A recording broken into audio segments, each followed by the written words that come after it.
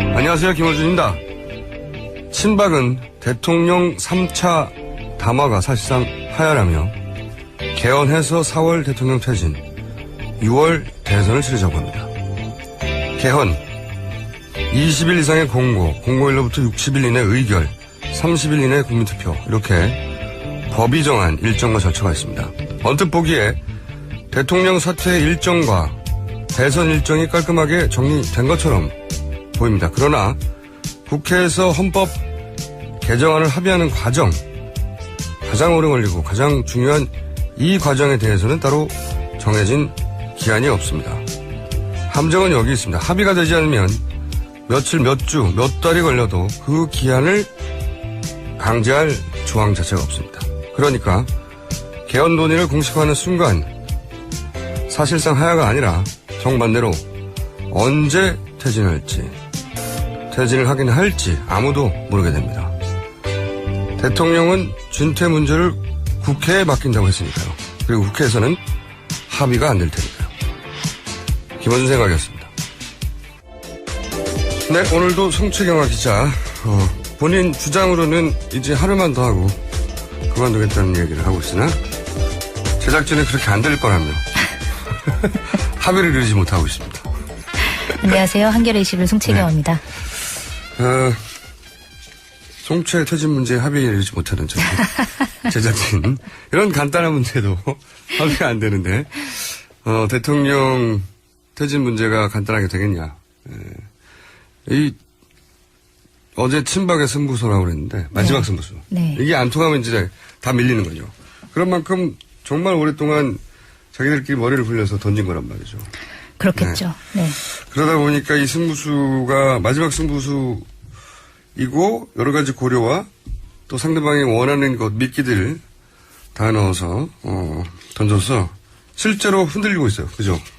네, 비박이 좀 흔들리고 있는데요. 일단 더불어민주당, 국민의당, 정의당 등 야3당 같은 경우에는 그 박근혜 대통령 임기 단축 문제에 대해서 여야 합성을 거부하겠다 이렇게 밝혔고 이제 계획대로 이 일의 탄핵안을 이제 표결 처리하거나 혹은 이제 여의치 않으면 9일까지 처리하겠다 이런 입장을 밝혔고요.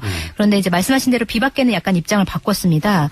그래서 일단 먼저 대통령 조기 퇴진을 협상을 하고 그 이후에 뭐 협상을 해도 결과물이 나오지 않으면 9일 탄핵 절차에 돌입하겠다 이렇게 입장을 바꿨습니다. 참 얄팍한 것이 네.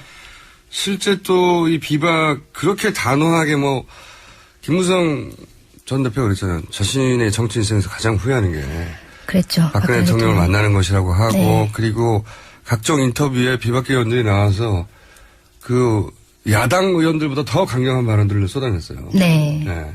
그런데 또 어제 여론조사를 살짝 비공개 비박계 의원들 사이에 전화를 돌려서 언론들이 그런 거 잘하잖아요. 네. 물어보면 탄핵 정족수의 가결 정족수에 모자란 거 아니냐. 네, 맞습니다. 동아일보에서 어제 이제 비박계 의원 43명을 대상으로 긴급 설문조사를 했는데요. 협상이 이루어지지 않은 상태에서 탄핵안이 상정된다면 어떻게 할 것이냐 이렇게 질문을 했더니 14명이 찬성하겠다라고 밝혔고 반대 2명, 판단 유보 및 무응답이 15명이었습니다. 그러니까 가결 종족수를 맞추려면 28명이 필요한데 이게 지금 부족한 거죠. 이 조사로만 보면. 갑자기 절반으로 줄어든 거예요. 네. 그러니까 의사를 분명히 하지 않는 사람들이. 네, 원래 한 40~50명까지 찬성을 했었다라고 알려졌었는데. 10명까지라고 말하기도 했었는데. 네. 이게 제가 오프닝에도 얘기했지만 4월 말 사퇴하고 네. 6월 대선 치르자 라는 말이 굉장히 깔끔하게 정리된 것처럼 들리는데 여기 함정이 있는 거예요. 네, 전혀 깔끔하지 않죠. 사실 개헌 문제는 너무나 엄청난 일이어서 박근혜 대통령도 임기 초기에 개헌은 블랙홀이다 이런 말까지 했었잖아요. 그러니까 이 본인이 4월 말 퇴진 6월 대선이라고 할 때 전제는 네. 국회가 정해달라는 거예요. 네, 국회가. 네. 국회가 자신의 진퇴 문제를 정해달라는 거예요. 네. 그러니까 나를 퇴진시키려면 정확하게 말하면 친박의 메시지는 아니 대통령 퇴진을 원하잖아. 비박에게. 원하면은 개헌부터 해야 해. 이렇게 던진 거예요. 네. 왜냐하면 실제 임기 단축이고 뭐고 다 개헌을 해야 되니까요. 그러니까 대통령을 퇴진을 바라는 국민 여론이 그럼 개헌부터 해 하는 여론으로 바뀔 수도 있지 않을까 하는 네. 비박의 비박의 마음을 툭 찌른 네. 거죠. 네. 아주 미끼를 확 던졌는데 이 말이 됩니까? 말이 안 되죠. 말이 안 되는데도 비박에서 이걸 던졌는데 미끼를 물기 시작했다는 거죠. 일부. 진짜 알팍한 거죠. 이해가 안 갑니다. 그건 좀 쉽지 않은 일인데. 그러니까 친박의 진짜 노림수는 일단 탄핵은 무산시키는 거죠. 그렇게 해서. 네. 이렇게 되면 봐봐. 우리가 개헌으로 넘어가면 탄핵할 필요가 없잖아. 맞아. 대통령이 4월 달에 그만둔다고 했잖아. 이렇게까지 말을 했는데 4월 이후 버티겠어?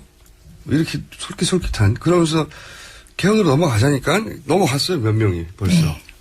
그러니까 이 양반이 무슨 비박 이분들이 역사의식을 가지고 탄핵에 찬성한 게 아니라는 게 네. 다시 드러나는 거죠. 그게 이제 살아남는 길이니까 한 건데, 저 방식으로도 개헌이 될 수 있나? 더 빨리? 그럼 우리가 살 길이 생기는 거 아닌가? 이 부분을 혹 찌른 거죠. 그 먹힌 분들이 있고. 그런데 이제 비박의 또 노림수는 개헌 이야기를 시작하면 이게 합의될 리가 없지 않습니까? 네, 그렇죠. 임기 단축만을 위한 개헌 이야기가 될 리가 없잖아요. 될 리가 없죠. 네. 기왕에 이렇게 시작한 거, 이 얘기가 벌써 나오거든요. 기왕에 시작하면 정치체제 전반에 대해서 얘기를 할 거고, 그러자면 선거법 이야기, 네. 독일식 정당운영부자, 네. 권력구조 개편 이런 여러 가지 문제가 나오는데 이거는 이렇게 짧은 시간에 해결을 볼 수 있는 끝날 수가 없어요. 전혀 왜냐하면 할 수가 없죠. 개헌을 지지하는 분들, 개헌 논자들 사이에도 의견이 분분하거든요. 네, 맞습니다. 4년 중임제를 할지, 아니면 이원집정부제 할지, 아니면 의원 내각제를 할지, 너무나 분분한데 이거를 하나로 결정을 낼 수가 없겠죠. 한 당 내에서. 네. 될 리가 없단 말이죠. 이러면 대통령은 퇴임을 안 해도 돼요. 국회가 정해달라고 했는데, 국회가 못 정하잖아요.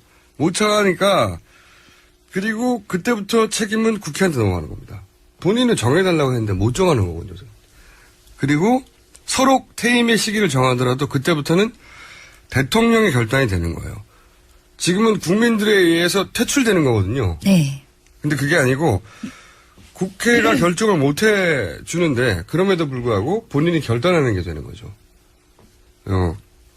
이 친박의 노림수인데 친박은 이렇게 던질 수 있어요. 저는 웃기는 게 비박이 이걸 덥석 문다는 거고. 이 네. 참 얄팍하다 이런 생각을 합니다. 일단 어쨌든 탄핵안을 통과시키는 거는 이번 주는 안 될 것 같고 2일은 안 될 것 같고 9일도 지금 가능성이 있는지 없는지에 대해서 좀 불투명한 상황이긴 하네요. 9일이 넘어가면 이제 회차를 변경해서 임시국회를 열어야 되는데 그 합의 또 잘 안 될 거거든요. 왜냐하면은 새누리당 지도부는 어쨌든 공식적으로는 친박이에요. 네. 네. 그 합의가 안 될 거예요. 그러니까 9일이 넘어가면 이 탄핵 자체도 사실 어려워질 수도 있다. 그리고 네. 그것이 국회의 책임인 것처럼 될 수도 있다. 이 승부수를 비박이 받는다는 건 제가 보기에는 친박이 죽는 게 아니고 비박이 죽는 길이거든요. 네. 이 승부수를 왜 받는지 모르겠어요. 바보들. 괜찮으시겠어요? 특정하진 않았잖아요. 사람을. 자. 저는 비박이 만약에 이 미끼를 일부 물다가. 네. 이렇게 여러 탄핵에 실패한다든가 하면 다시 탄핵을 위한 일정 잡는 것도 잘 안 될 텐데. 네. 물 건너가는 거 오래 지나가는 겁니다, 그러면. 네. 그러면 제가 보기에는, 비박계는 몰락합니다. 라고 추정해 봅니다. 저 혼자의 개인적인 의견이에요. 네, 비박계가 좀 어려워 보이는데 판단을 좀 잘해야 될 것 같습니다. 그러니까요. 네. 비박계 제가 걱정할 일은 아니긴 하지만 왜 이런 제안을 받아들이려고 하고 있는지 모르겠어요. 이상한데요. 자, 좀 하루 이틀 지나면 또 나오겠죠. 네. 새로운 뉴스가. 그래서 비박계 진위가 드러나는 발언들이 나오겠죠. 다음 뉴스 좀 전해주십시오. 네, 박근혜 대통령이 어제 최순실 게이트와 관련해서 이제 자신을 수사할 특별검사에 박영수 전 서울고검장을 임명했습니다. 그 박영수 전 서울고검장은 어제 이제 기자회견을 통해서 그 우병우 전 민정수석과의 친문설로 얘기가 나왔었는데 이거에 관해서 수사에 전혀 영향이 없을 것이다. 수사 결과로 말씀드리겠다. 이렇게 얘기를 했습니다. 네, 저희가 어제 예측했지 않습니까? 네. 박영수 특검이 될 거라고. 네, 예측대로 됐네요. 별로 틀린 경우가 없어요, 제가. 그, 특검에 대한 우려가 몇 가지 있더라고요. 제가 네. 또 이제, 검찰은 되게 특이한 조직이어서 자기들끼리만 아는 이야기들이 있거든요. 네. 우선, 한 가지 우려는 어제 말씀드린 대로, 박지원 비서실장 시절에, 네. DJ 정부 시절에, 청와대 사정비서관으로 발탁했던 사이라 서로 잘 아는 사이다. 그래서 그렇죠. 첫 번째 우려가 박지원 원내대표의 영향력 아래에 있는 거 아니냐. 이런 우려가. 이건 이미 기존 언론에서도 얘기를 했고. 두 번째도 이제 어제 저희도, 짚었던 것 같은데. 네. 우병우 전 민정수석과 절친이라고 하는 최은수 국정원 2차장. 네. 양아버지다. 네. 그렇게 서로 가깝다. 그래서 이제 언론에 나온 거 이상을 좀 물어보려고 검찰 고위 관계자. 여기서 고위라는 건, 일선 검찰 정도가 아니라 이제 박영수 특검과 몇 기수 같은 급. 근처. 아, 네. 근처. 그러니까 본 사람들이죠. 그분들 이야기를, 몇 분 이야기를 듣고 추린 거는 첫 번째는, 최은수 검사장으로 승진한 직후에 네. 최은수 검사장으로 승진한 직후에 국정원 2차장으로 가달라고 우병우 민정수석이 부탁을 했다고 알려져 있는데. 네. 네. 그런데 검사장이 승진된 직후에 그리고 정권 말기에 국정원 그런 2차장을 맡으라고 하면 좋아하는 사람이 없대요. 네. 아니 뭐 정권 말기인데 국정원 네. 2차장 가가지고. 차라리 그냥 승진한 그 자리에 가는 게 낫지. 검사장 네. 승진한 지 얼마 안 됐는데 그런데 그럴 때 그 자리로 결국 가도록 만든 사람이 바로 박영수 아. 변호사다고 자기들은 알고 있다고. 네. 그러니까 이 이야기는 한마디로 서로 가족과 같다. 어려운 결정을 같이 내리거나 또는 권유하거나. 그런데 이제 우병우 민정수석을 제대로 수사할까 우려가 된다. 네. 이런 이야기를 하나 있었고 또 한 분은 이런 얘기를 하더라고요. 황우여 장관 그리고 총리 시절에 청문회를 잘 봐라. 네. 청문회 때 이 박영수 특검이 네.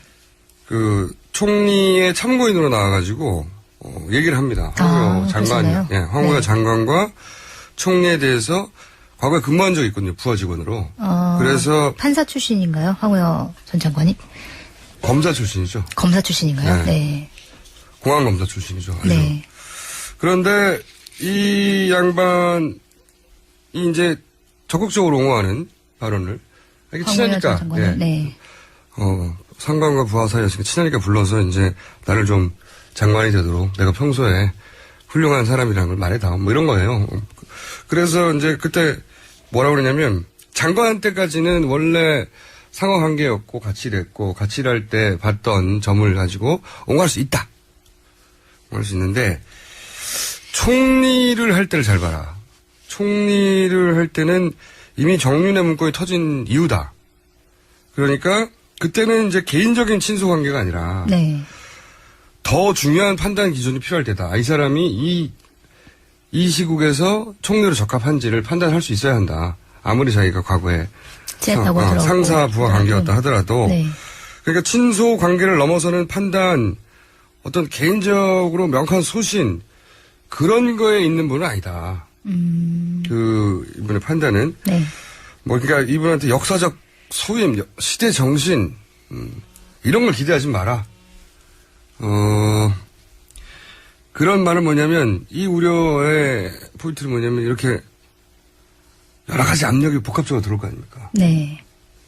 여러 곳에서 청와대든 뭐 아니면 박지원 대표든 아니면 뭐 다른 야당이든 국민이든 기자들이든 압력이 들어올 텐데 그럴 때 버틸 자기만의 소신이 있는가? 아 판사 출신. 맞다. 판사 출신 맞군요. 착각했습니다. 판사 제가. 출신이 맞습니다. 네. 잘못했고요. 다른 저도 뭔가, 약간 좀 이상하다고 생각해서 물어봤는데. 다른 뭔가 네. 순간적으로 아니 황우 제가 또 황우라고 그랬나요? 네. 죄송합니다. 아닌가요? 지금 장관 성함이 어떻게 되시죠? 황교안 총리 말씀하시는 건가요? 죄송합니다. 이제까지 계속 황교안 총리 말씀하신 네, 건가요? 죄송합니다. 아, 그래서 저도 네. 계속 황우여 전 장관은 네. 판사 출신인데 이상하다고 생각하면서 듣고 죄송합니다. 있었어요. 황교안. 네. 황우여 전 장관에게 사과의 말씀드리며, 황교안. 그렇죠. 지금 총리 황교안. 저의 실수이며 저를 혼내주시기 바라며. 자, 황교안. 네네. 황교안 총리가 공안검사 출신이죠. 예. 네. 황교안으로 교체해서 쭉 같이 들으시면 됩니다. 다시 돌려서. 여하간 이제 압력이 들어올 때 자기만의 네. 기준이 있느냐, 네. 이분이. 그리고 또 한 가지는 이 일선에 있는 간부급 검찰이 들은 이야기인데, 이 특검을 굉장히 기대했대요. 일선의 이제 젊은 검사들이. 네. 왜냐하면 한 번 뛰어들어서 제대로 수사해볼까, 그런 생각을 가진 일선의 실력 있는 검사들이 적지 않답니다. 네. 그런데 이분이 오는 걸 보고 이거 아닌 것 같다라고 물러서는, 그런 분위기가 있군요. 지원하지 않겠다고 물러서는 검사들이 꽤 있다. 그러니까 이제 제 결론은 그래요. 그렇다고 이분의 과거가 그랬다고 해서, 혹은 몇 분의 평가가 그렇다고 해서 반드시 특검에 실패할 거다 단정할 수는 없는 것 같고, 당연히 상황이 다르니까요. 특검을 매일매일 우리가 들여다봐야 된다. 사실 검찰이 여기까지 온 것도 시민들과 언론들이 끊임없이 압박해서 그렇거든요. 가만히 냅뒀으면 그렇게 안 됐어요. 네. 끊임없이 관심을 가지고 압박하고 그래서 그렇거든요. 특검에 대해서는 더 매일매일 들여다보고, 매일매일 압박하고, 네. 매일매일 요구하고. 그럴 필요가 있습니다. 네. 네. 이게 한 개인의 문제가 아니기 때문에, 하여튼 종합적으로 제가 알아보는 데까지 알아봤는데, 네. 취재를 굉장히 열심히 하셨네요. 궁금하잖아요. 네, 일단은 굉장히 검찰이 중요합니다. 예. 김기춘 전 청와대 비서실장과 우병우 전 민정수석을 이제 피의자로 입건해서 수사 중이다 이렇게 어제 밝혔는데, 일단 박영수 특검 같은 경우에도 이제 김기춘 비서실장과 우병우 민정수석을 어떻게 수사를 하느냐, 이것도 하나의 잣대가 될 수 있을 거라는 생각이 듭니다. 맞습니다. 네. 그러니까 이거는 특검은 편하게 냅두면 안 됩니다, 이제. 매일매일 괴롭히고, 네. 이분이 그 자리를 받은 이상 매일매일 괴롭히고, 매일매일 물어보고, 매일매일 우려를 우리가 표하고, 우리가 이분에게 역사가 원하는 방향으로, 국민들이 원하는 방향으로 수사하지 않을 수 없도록 몰아가야 된다. 그런 생각이고요. 제가 오늘 헤매네요. 수면이 부족해서 그런지. 다음 주에 주십시오. 네. 네, 박근혜 대통령이 취임 후에 그 서울대병원 강남센터에서 진료를 받아왔다, 이런 이제 정부 관계자의 증언이 나왔는데요. 특히 이제 박근혜 대통령을 진료한 의사들은 이 서울대병원 강남센터 소속 의사들이 아니었다라는 내용이고요. 그 센터가 문을 열지 않는 토요일에 철저하게 외부 통제를 한 뒤에 이제 방문했는데 어떤 진료를 받았는지는 서울대병원에서조차 모른다, 이런 증언이 나왔습니다. 병원이 끝도 없이 나오네요. 네. 사실 이 서울대병원 강남센터 같은 경우에는 이제 최순실 씨 단골 성형외과 원장인 김용재 씨와 관련이 된 곳인데요. 이 대통령 주치의를 맡았던 서창석 서울대 병원장이 이 전문의도 아닌 김 씨를 지난 7월에 이 센터 소속 외래 교수로 특혜 위촉을 해서 논란이 됐었죠. 그래서 이제 박근혜 대통령의 이 진료가 그 김용재 씨와 관련이 있는 거 아니냐, 이런 의혹도 계속 나오고 있습니다. 이분 김영재 씨는 이제 너무 많은 이름이 등장하니까 잠깐 네. 되짚어드리자면, 우리가 초반에 어떤 성형외과를 위해 가서 국정원도 동원되고 국세청도 동원되고. 네, 맞습니다. 기억나시죠? 네. 그리고 화장품 면세점에도 들어가고. 근데 이 병원은 또 최순실 씨의 주사제 공급처가 아니냐 하는 네, 의혹도 받고 있고. 맞습니다. 그리고 서울대의 미용실, 서울대에서는 미용 수술을 안 하는데, 미용실도 들어가고. 주치의한테, 대통령 주치의를 했던 서울대 원장한테 물어보더니 모르는 사람이라고. 네. 했는데 알고 봤더니 그 실을 개발하는데 이미 참여해 있고 막. 네, 맞아요. 수술용 실을 개발하는데 이제 서창석 원장이 함께 연구에 참여했다, 이런 네. 보도도 나왔었죠. 그리고 또 모른다고 했는데 피부 미용센터를 이번 최근에 밝혀진 건 네. 거기서 같이 만들려고 했고. 네, 맞습니다. 모르는 서울대 사람이 병원에. 아닌 거죠. 네. 네. 이분에 관한 뉴스는 또 있죠. 네, 맞습니다. 김영재 씨 부부가 지난해 박근혜 대통령의 중동 순방을 비밀리에 동행했다. 네. 그래서 원래는 경제사절단 명단에도 없는데 방문자로 동행을 해서 이제 뭐 사우디아라비아와 아랍에미리트 연합 두 나라를 방문해서 중동 진출을 위한 투자자들을 만났다. 이런 보도도 나왔습니다. 그리고 보건복지부, 보건산업진흥원 여기서도 또 동원돼서 김영재 원장을 네. 도와주라고. 네, 청와대가 그쪽에 이제 압력을 가했던 정황도 나왔습니다. 그러니까 김영재 원장은 단순히 천준시 단골, 그냥 내가 자주 다니던 것이어서 친해서를 넘어서는 특혜를 분명히 국가기관들을 동원해서 네. 준 것도 있고 주려고 압박한 것도 있단 말이죠. 이분이 뭐랄까요? 도대체 뭘 줬길래 최순실 씨에게 혹은 대통령에게 무엇을 줬길래 거꾸로 이런 혜택을 받았는가? 네. 이거 철저히 파헤쳐야 되는데 이것도 특검의 영역이죠. 예. 여기서 많은 게 풀릴 것 같아요. 병화와 관련해서는. 네. 자, 오늘은 여기까지. 제가 사실 거의 밤을 샜기 때문에 고생이 많으십니다. 혀도 꺼 있고 사람 이름도 한 5분 동안 착각한 것 같아요. 잠시가 아니라. 네. 잘못했습니다. 송채경화 기자였습니다. 네, 감사합니다. 네. 자, 저희 코너 중에 가장 인기 있는 코너입니다. 정파를 떠나서 자기는 새누리당이 싫었는데 김성태 의원은 좋아졌다. 이런 분도 있고, 김성태 의원이 당하는 게 너무 불쌍하다. 이런 분도 있고, 거꾸로 더불어민주당의 안민석 의원은 잘 모르던 사람이었는데 너무나 응원하게 됐다부터 시작해서 너무 말이 많은 것 같다. 화제의 코너입니다. 내부자들 안녕하십니까? 예, 안녕하십니까. 김성태입니다. 네. 아시는 분은 아시겠지만 예, 안민석 의원은 지금 미국에 가 계십니다. 안녕하십니까? 예, 텍사스 사목 한복판에서 세월호 7시간 진실을 쫓고 있는 안민석 의원입니다. 네. 안민석 의원이 이제 텍사스에 가신 이유를 잠깐 설명해 주시죠. 아시다시피, 14년 4월 16일 날 청와대에서 대통령이 세월호 7시간 동안 아무런 대응을 못하신 것에 대한 국민들의 의혹, 네. 과연 뭐 하셨을까? 거기 관련된 좀 비밀의 열쇠를 쥐고 있다는 간호장교 2분 중에 한 분, 그 한 분이 텍사스 산 안토니오 미국 육군 병원에서 연수 중이라서 네. 이분을 만나서 좀 진실된 이야기를 듣기 위해서 지금 3일째 있는데 참 아쉬운 거는 조금 전에 그분이 이제 기자회견을 했어요. 네. 간호장교가요. 대부분 의혹에 대해서는 부인하던데요. 보니까 저도 봤는데.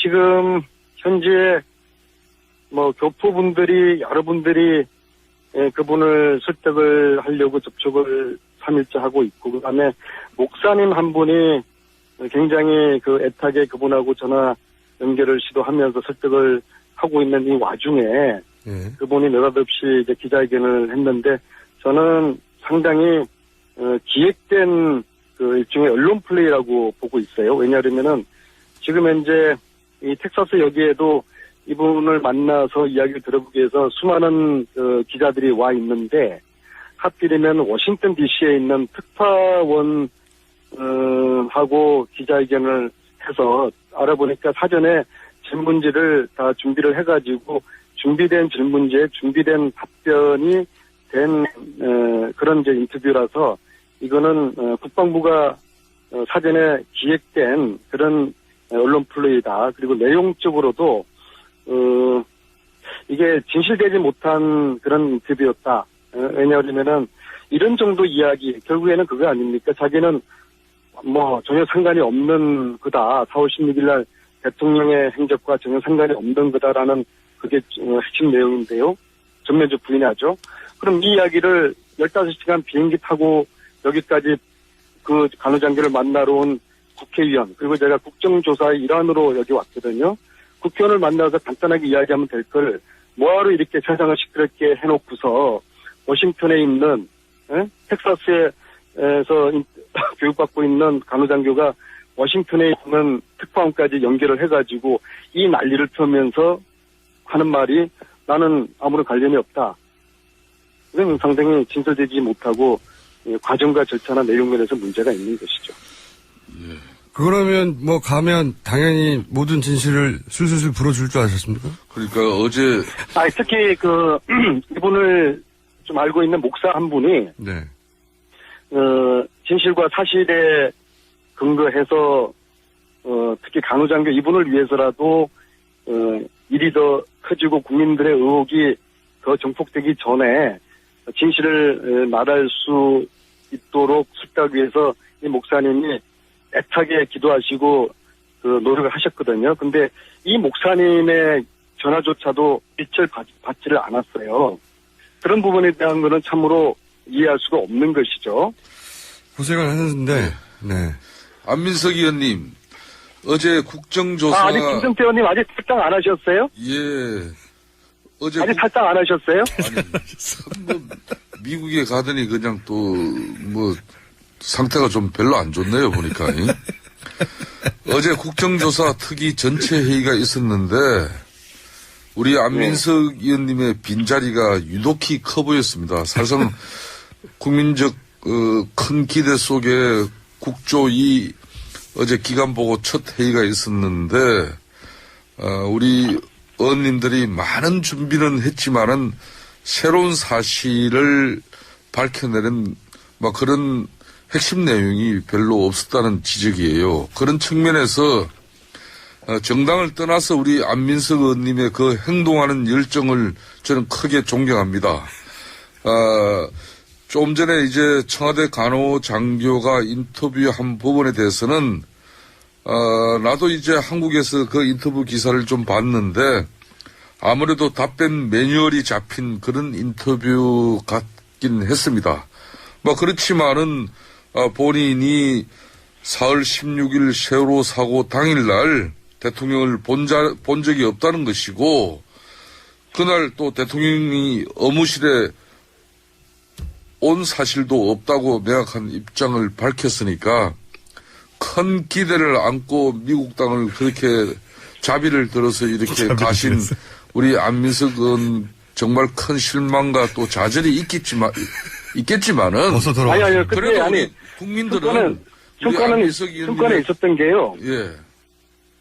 성과는 있었던 게 제가 3일째 여기 있는데 분명한 점은 이 간호장교 그분이 누군가에 의해서 금은손에 의해서 통제받고 있다는 것을 확신하고 있고요. 지금 그 간호장교를 통제하고 있는 금은손과 세월호 7시간 진실을 은폐하고 있는 금은손 간에 결탁되었을 저는 가능성이 있다고 보고요. 이 조대희를 지금 현재 통제하고 감시하고 있는 이 금은손의 실체를 밝히면 세월호 진실을 은폐하는 금은손의 실체도 밝혀질 거라고 보고요. 끝까지 조대희가 저와의 면담을 거부할 경우에 저는 개인 자격으로 여기 와 있는 게 아니거든요.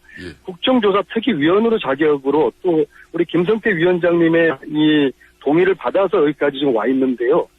이 저와 면담을 거부하면은 김성태 위원장님과 함께 이 간호장교를 국정조사 증인으로 채택할 것을 분명히 밝힙니다.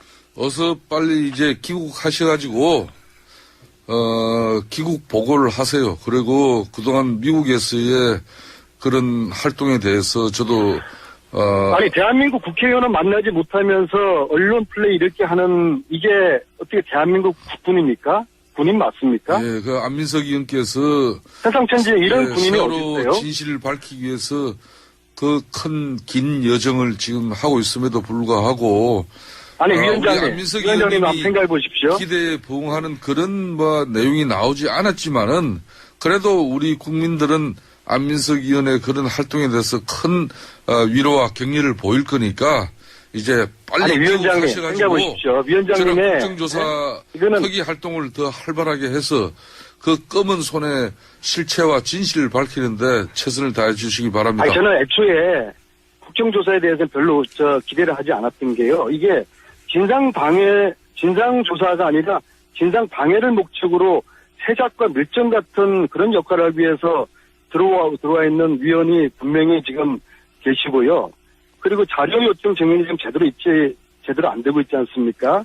그래서 김성태 위원장님의 어떤 개인기나 신뢰 기대를 했는데 이게 좀 제대로 잘 역량을 발휘하지 못하시는 것 같고 사실 이 간호장교 이 부분은 이게 아니, 조사 안민석 의원님. 차원에서 제가 여기를 왔는데 그 미국까지 저를 안 가서 만나고 꼭 나를 기자를 그렇게 만나서 비판해야 되겠습니까? 예?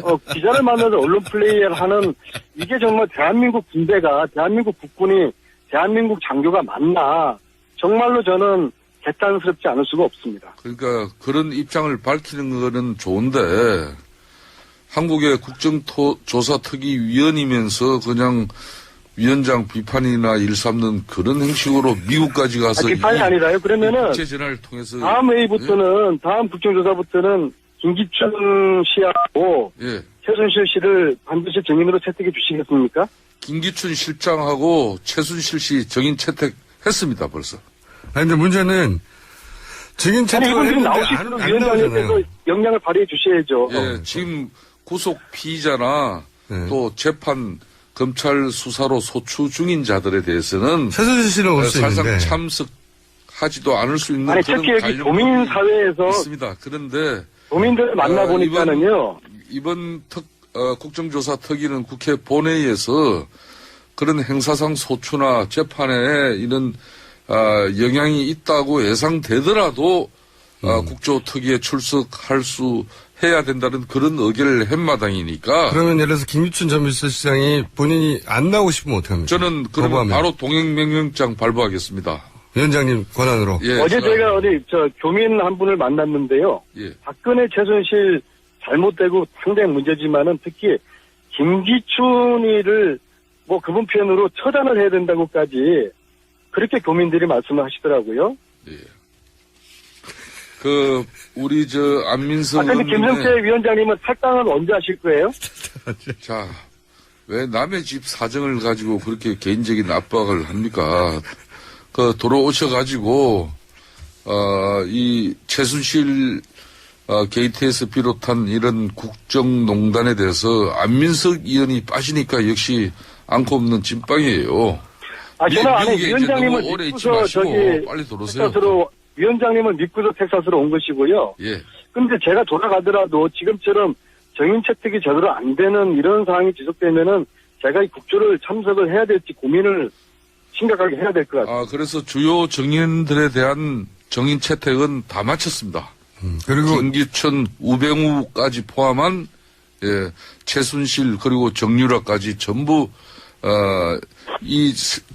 최순실 게이트에 비롯된 그런 관련자들은 어느 누구도 성역 없이 국정조사 정인으로 다 채택이 됐으니까 근데 첫날은 빨리 대부분 들어오세요. 첫날은 대부분 증인 안 났지 않습니까? 검찰총장. 어제는 평소에 정부 부처 평소에 김성태 기관보고예요. 의원님처럼 어제는 평소처럼 김성태 의원님께서 예. 강단 있게 증인들을 모조리 다 불러내십시오. 그걸 약속을 이 자리에서 좀 해주십시오. 예, 약속을 드릴 거니까 빨리 귀국하세요. 참 이거 뭐 집 증인 못 부르면은 나간 국회의원 할 증인 못 사람 부르면은 대한민국 국회로 이렇게 돌아오라고 이렇게 참 제가 이 아침 방송에서부터 아니, 그러니까 뭐 김기춘 못 하는 일인지 부르면은 모르겠습니다.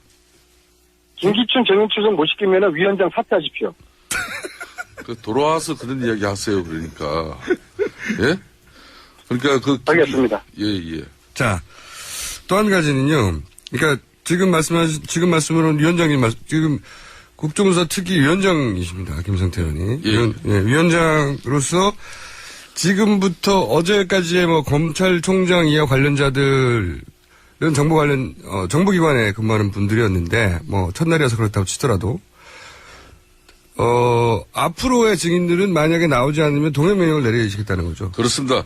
어제 국정조사 특위 첫 회의, 이거는 어제, 그러니까 정부 부처 기관보를 받았어요. 네. 최순실 게이트에 비롯된 관련된 정부 기관들에 대한 기관장이 나와서 이제, 정인으로서 이제 우리가 조사를 한 건데, 검찰총장, 김순환 검찰총장 같은 경우는 지금까지 이제 수사의 공정성, 중립성에 영향을 줄 수 있다고 해가지고, 검찰총장이 국회에 출석한 전례가 없는 거예요. 지금까지 국회 본회의든 국회 법제사법위원 소관상임인 여기도 지금까지 출석한 사례가 없죠. 그래서 검찰의 정치적 중립성 확보를 위해서 불출석한다는 사유서를 제출한 것인데 어제 오전 회의 끝나고 검찰총장의 출석을 재차 강하게 요청했음에도 불출석했습니다.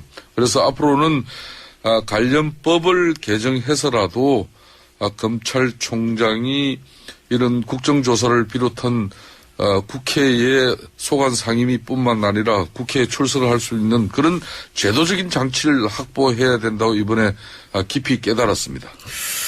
그 부분은 이제 안민석 의원님 돌아오셔가지고 활약을 해주셔야 될 것 같고요. 빨리. 제가 또 한 가지 꼭 여쭤보고 싶은 것은 비박계가 왜 이렇게 엉거주춤하죠? 갑자기? 예, 사실상 이제 이틀 전에 있었던 박근혜 대통령의 3차 이 담화문을 통해서 영향을 받긴 받았습니다. 그죠? 예, 영향을 실제 받았습니다. 받은 분들이 특히 영남 중심의 특히 영남권의 이 대통령 탄핵에 찬성 입장을 보이던 의원들이 대통령이 이제 국회에서 이렇게 이제 정치권이 여야 간의 합의만 이뤄내면은 언제든지 이제 진퇴 사퇴하겠다는 건데 굳이 탄핵까지 해야 되느냐는 그런 입장이 이제 있다는 것이죠. 그렇죠. 몇 번 생겼다면서요. 그런데 문제는 네. 지금 이제 그러면 국회에서 여야 간의 합의를 보지 못하면 대통령은 그러면 진퇴하지 않는 걸로 면죄부를 주는 거냐 이렇게 될 수 있는 거죠. 그렇게 될 소지가 상당히 높죠. 지금으로서는. 그래서 친박의 함정 아닙니까 그게. 국회에서 새누리당 이제 비상시국회의 흔히 말하는 비주류 진영에서는 지금 이 시간에도 사실상 여의도에서 지금 아주 중요한 회의가 열리고 있어요. 저도 오늘 사실상 방송에 어려운데 안민석 의원도 안 계시고 해서 정말 그래도 잠깐 들렸다 가는 게 도리겠다 해서 왔는데 이 비주류 비상시국회의에서 사흘 말까지 박근혜 대통령이 국회 여야 합의나 개헌하고 일체 관계없이 본인의 진퇴에 관한 입장을 그러니까 사퇴에 관한 입장을 명확하게 밝혀야 된다. 그러니까 12월 8일까지 예. 지금 워딩으로만 따지면 개헌을 해야 왜냐면 임기 단축이라는 얘기를 했으니까요. 개헌을 해야 본인이 사퇴를 할 것처럼 그렇게 전제를 깔았는데 무관하게 며칠까지 사퇴할 걸 밝혀라. 예, 예. 이게 이제 비박의 요구잖아요. 그렇습니다. 그런 입장을 이제 다음 주 8일까지 밝혀야만이 12월 9일 날 이제 정기국회 마지막 날이죠. 이날 만일 밝히지 않으면은 이 비주류 진영들은 대통령 탄핵에 참석한다는. 근데 그 사이에 비주류 진영들이 자꾸 흔들려가지고 떨어져 나가면은 그러면 제가 보기에는 친박의 승부수에 비박들이 떠내려가는 거 아닙니까 이젠? 그런 위기를 볼 수도 있겠죠. 하지만 이 성남 분노의 민심 앞에 새누리당의 그래도 양식 있는 많은 의원들이 그렇게 쉽게 떠내려가는 그런 현상은 없을 거로 저는 확신하고 있습니다. 먼저도 흔들리고 있는 김정태 거죠. 의원님. 네. 김정태 의원님. 예. 예, 언제 탈당하실 거예요? 그러니까 미국에서 왜 나를 보고 이렇게 안민석 의원은 미국 가시더니 사람이 좀 상태가 좀 이상해졌어요. 예? 한국에서 이렇게 마주보고 이야기해도 뭐 한 상황을 갖다 미국에서 이게 뭐 하는 일입니까 이게. 예? 근데 혼자 거기 계시니까 말을 굉장히 아주 청산유수처럼 오늘 잘 하시네요. 해방감을 느끼시는 것 같아요. 뭐 사실상 안민석 의원 뭐 며칠에도 안 보니까 상당히 마음적으로는 평정심이 이렇게 찾고 있습니다. 사실상 안민석 의원이 탈당하셔요. 안민석 국민들이 오늘날 광화문 박근혜 저 집회 대통령의 나가면은 실질적인 하야까지 광화문 집회 이끌어낸 나가면은 장본인 아닙니까? 그렇기 때문에 그런 정의로움에 대해서는 찬사를 보내지만은 박근혜 대통령을 배출한 집권당 새누리당으로서는 사실상 더 큰 위기를 맞이했지 않습니까? 결코 광화문 집회 나가면 딱 두 가지예요. 하나는 존경을 박근혜 대통령 표하면서도 하야하라. 마음은 편치를 않았죠 그동안에. 예, 하나는 박근혜 대통령 하야하라. 둘째는 새누리당 해체하라 아닙니까?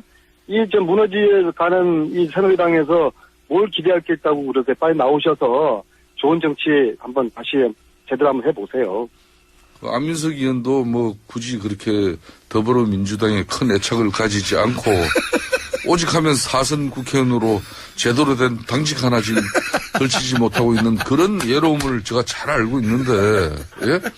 당직을 안 한 게 아니라 제가 양보를 계속 해온 거죠. 모아봅시다, 그러면은. 같이 모아봅시다. 예. 저는 당권에 관심이 없어요. 다른 분들, 하고 싶은 분들 당직 맡으라고 하시고요. 아니, 그 텍사스 육군병원에서 조대희가 우리 안민석 의원을 좀 만나서 진솔한 이야기가 나눠졌으면은 저도 국정조사 특위위원장으로서 우리 특위위원인 안민석 의원의 그런 노고에 대해서 정말 값진 그런 결과로 이렇게 앞으로 위원회 운영에 큰 도움이 될 수 있었겠다 판단했는데, 그렇지만은 그 결과가 없었다고 해서 안민석 의원의 그런 열정과 노력에 대해서 절대 패망하지 않습니다. 저는 정말 네, 아무튼 큰 일을 하고 위원장님께서 여기까지 와서 국정조사위원 안 만나고 언론 플레이한 이 간호장교에 대해서 준엄하게 꾸짖어 주시고 개인 성명서라도 좀 내주십시오. 그래야지 국정조사위원회가 권위를 가지게 되죠. 이게 정말 이게 웃기는 거 아닙니까? 대한민국 군대가 언제 이렇게 됐습니까? 국회의원, 국정조사위원 이렇게 무시하고 언론 플레이하는 이 대한민국 군대, 이게 언제 이렇게 이런 군대가 됐어요? 네, 그런 문제점을 여야를 떠나서 개탄할 만한 일이에요. 네, 그런 문제점을 이제 국정조사 특위에서 안민석 의원의 그런 신랄한 비판과 함께 또 대안 제시가 있길 기대하겠습니다.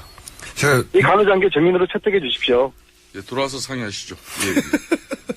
똑같은 말만 한 분은 탈당하라고 한 분은 들어오라고 하고.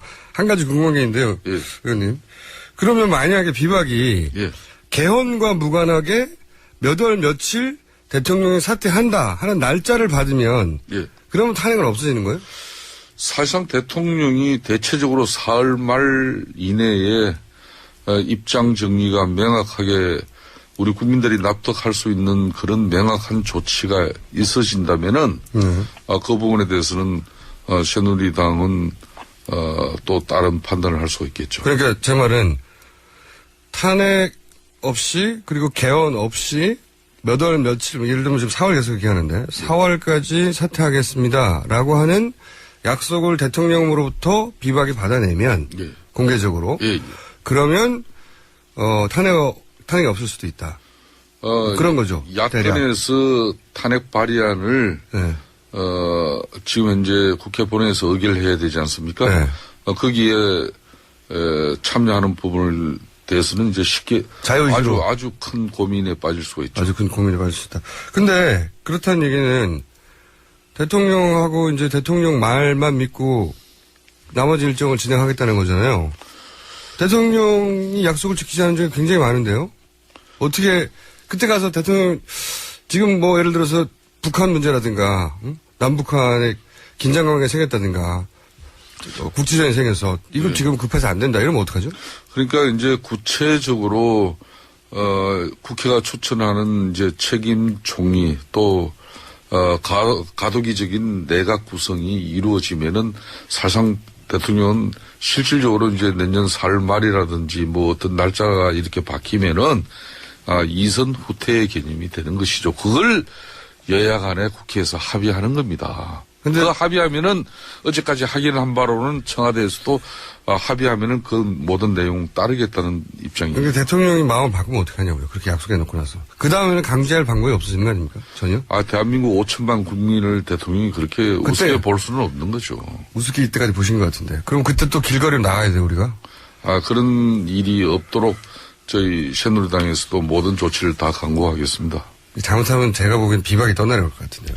뭐 그런 큰 위험도 사실 지금 현존하는 게 사실이고, 이번 대통령의 3차 사과 담화문은 사실상 이 최순실 게이트에서 비롯된 이 국정 중단, 헌정 이런 중단의 위기를 국회가 공을 떠안는 것은 틀림없는 사실입니다. 그렇죠. 이 사실에 대해서 우리가 준엄한 결과를 만들어내야죠. 안 의원님, 저희 이제 시간이 다 돼가지고요. 돌아와서 뵙겠습니다. 네. 네. 안민석 의원님 잘 들어주십시오. 네. 네, 지금까지 안민석, 김성태 의원.